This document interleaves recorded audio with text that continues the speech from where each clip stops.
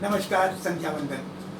जन विकास महासभा और society of career technology द्वारा आयोजित इस जूलॉजी क्लास में आपका पुनः स्वागत है।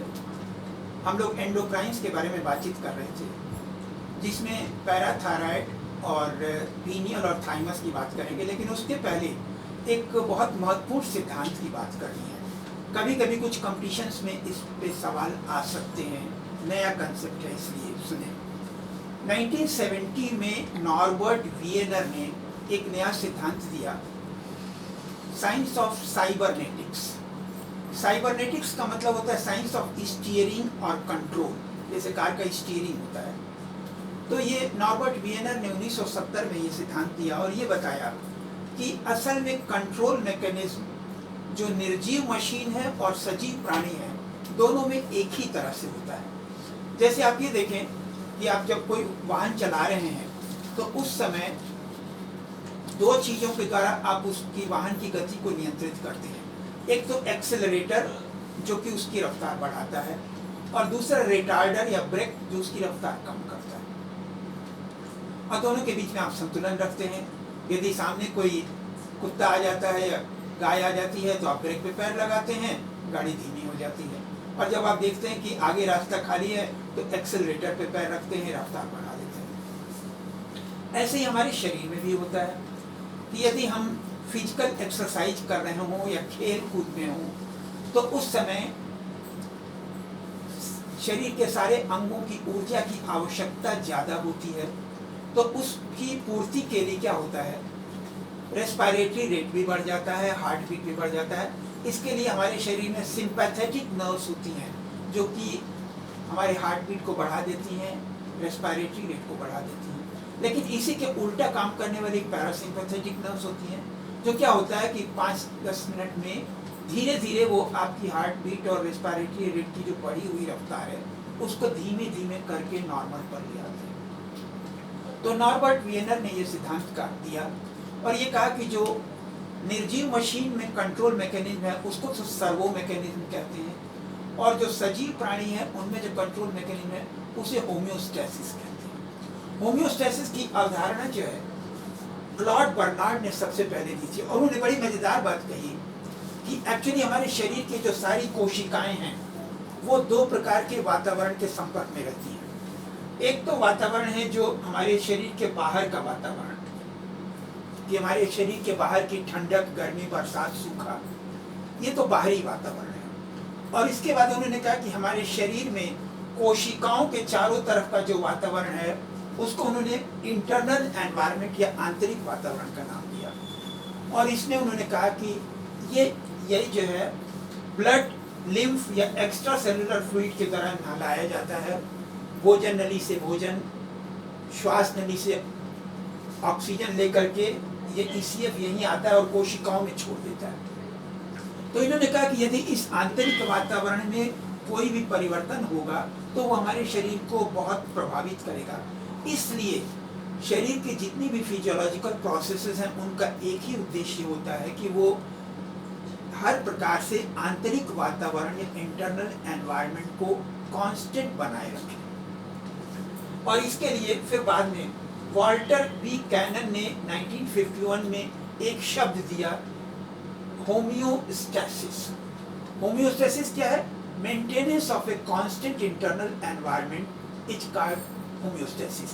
आंतरिक वातावरण को कांस्टेंट बनाए रखने की क्रिया को होम्योस्टैसिस कहते हैं। अब ये होम्योस्टैसिस दो तरीके से किया जा सकता है, या तो दो अपोजिंग फोर्सेस हों जो एक दूसरे के विरोधी काम करती हों, या एक और तरीका होता है जिसे निगेटिव फीडबैक कहते हैं। जैसे आपके घर पे, मकान की छत पे जो पानी की टंकी है उसमें क्या होता है, एक लंबा सा रॉड होता है और एक गोल सा बॉल लगा होता है।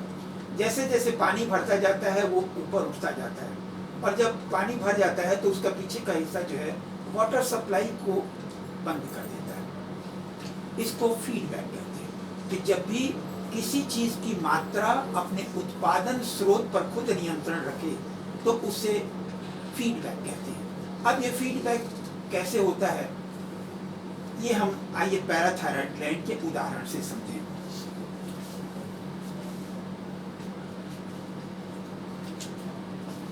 पैराथायराइड ग्लैंड थायराइड ग्लैंड के बीच में ही धंसी हुई रहती है।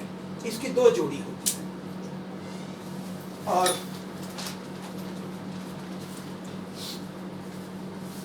आपने तो जानते ही हैं कि हमारी गर्दन में लैरिंग्स के तुरंत नीचे ट्रैकिया के दोनों बगल में एक थायराइड होता है जो दो लोब में बटा होता है, और इसी थायराइड के अंदर धंसा हुआ दो जोड़ी पैराथायराइड ग्लैंड होती है। असल में हमारे शरीर में ग्लूकोज के बाद कैल्शियम की मात्रा का नियंत्रण भी बहुत महत्वपूर्ण है, क्योंकि ये नर्व फाइबर्स के फंक्शनिंग के लिए जरूरी है, मसल फाइबर्स के लिए और सारे सेल्स की परमेबिलिटी के लिए जरूरी है।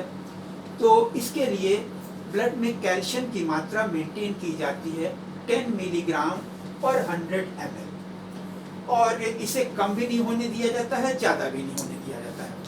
कैल्शियम के लिए हमारा जो भंडार घर है, हड्डियां और दांत, ये कैल्शियम के भंडार घर है। बड़ी इंटरेस्टिंग बात यह है कि जो भोजन के साथ प्रतिदिन हम लगभग 1 ग्राम यानी कि 1000 मिलीग्राम कैल्शियम लेते हैं, लेकिन उसमें से सिर्फ 10% हिस्सा यानी कि 100 मिलीग्राम तो एब्जॉर्ब होकर के ब्लड में आता है। बाकी 900 मिलीग्राम मल के साथ, फिशिज के साथ बाहर चला जाता है। और ये भी विटामिन डी यदि उपलब्ध है तो उसी के मदद से ये एब्जॉर्प्शन हो पाता है। तो भोजन नली में से ब्लड में लाने के लिए कैल्शियम का जो एब्जॉर्प्शन है वो विटामिन डी के द्वारा होता है।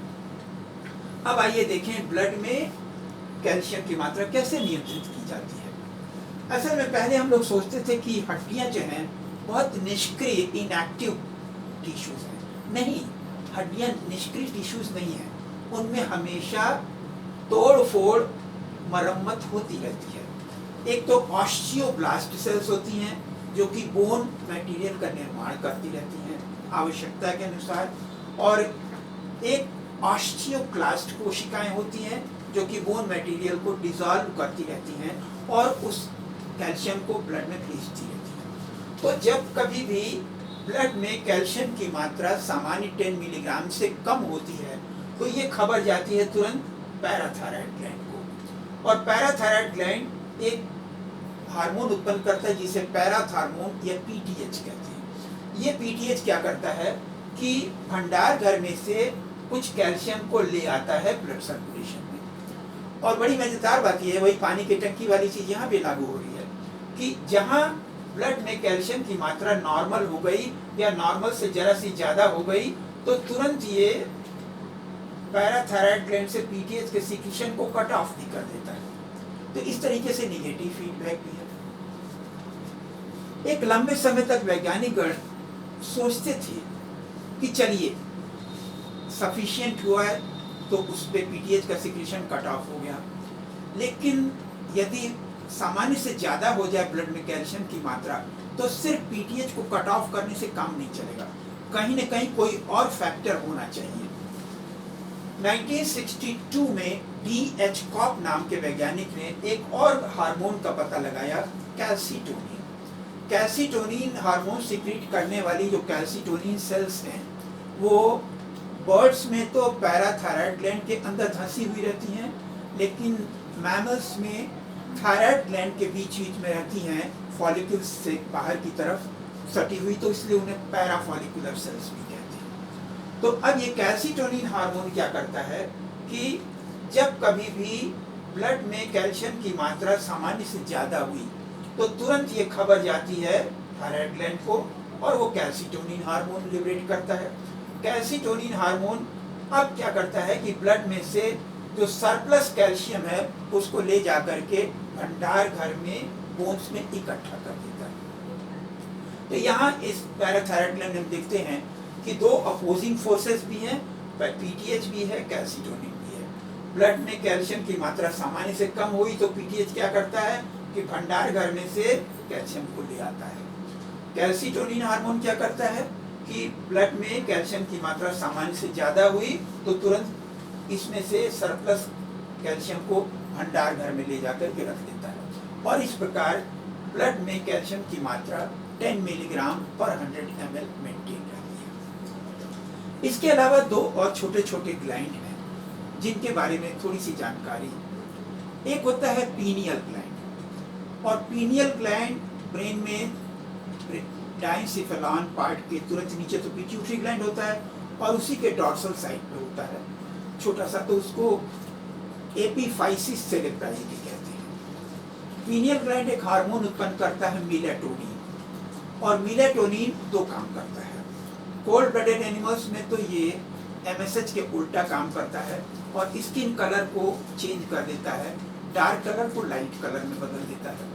उसके अलावा हमारे सोने और जागने, रात होने और दिन के होने के हिसाब से जो हमारी सोने जागने की पीरियोडिसिटी है, इसको ये मेंटेन करता है।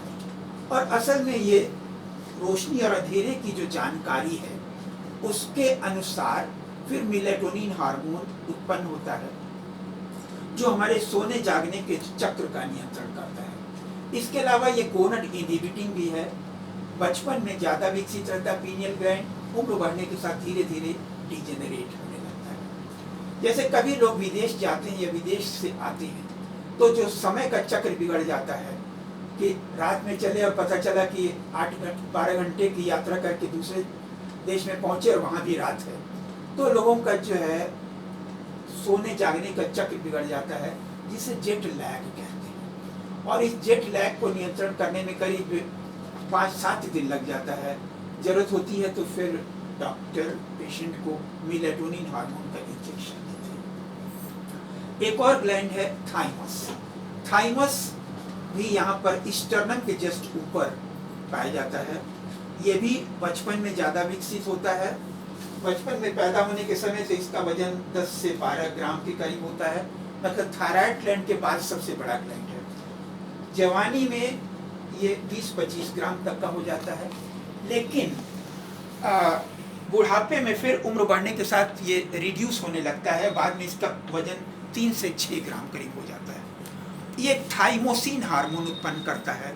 थाइमोसिन हार्मोन उत्पन्न करता है, वो भी गोनड इनहिबिटिंग है, और हमारे शरीर की जो रोगों से लड़ने की क्षमता है, इम्यूनिटी है, उसको नियंत्रित करता है थाइमोसिन हार्मोन। असल में रेड बोन मैरो से जब लिम्फोसाइट्स निकलते हैं तो दो जगह उनकी प्रोसेसिंग होती है। या तो थाइमस ग्लैंड में आते हैं, और थाइमस ग्लैंड में कुछ सेल्स होती हैं जो कि फिर उसकी प्रोसेसिंग करती हैं। उसके बाद वो फिर रक्त परिसंचरण में आ जाता है, तब उसको टी लिम्फोसाइट कहते हैं। तो ये टी लिम्फोसाइट बनने के लिए जो प्रोसेसिंग है वो भी थाइमस ग्लैंड के द्वारा होता है। तो इस प्रकार ये एंडोक्राइन ग्लैंड का अध्ययन समाप्त हुआ। इसके क्वेश्चन फिर हम लोग अगले टर्न पे करेंगे। थैंक यू वेरी मच, धन्यवाद।